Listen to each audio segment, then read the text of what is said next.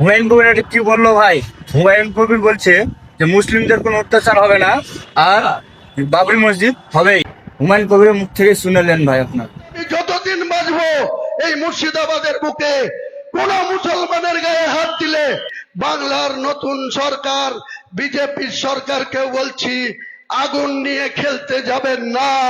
মুর্শিদাবাদে হুমায়ুন কবির যতক্ষণ বেঁচে আছে বাবরি মসজিদ হবে, এবং যতক্ষণ বেঁচে আছে আগামী পঞ্চায়েত নির্বাচন সিংহভাগ পঞ্চায়েত আম জনতা উন্নয়ন পার্টি দখলে আসবে। আমি যতদিন বাঁচবো এই মুর্শিদাবাদের বুকে কোন মুসলমানের গায়ে হাত দিলে আমরা আগে কোন মুসলিমকে মারতে যাব না, আগে কোন মুসলিমের সম্পদ দখল করতে যাব না, আগে কোন মুসলিমের সঙ্গে ঝগড়া ঝামেলায় যাব না।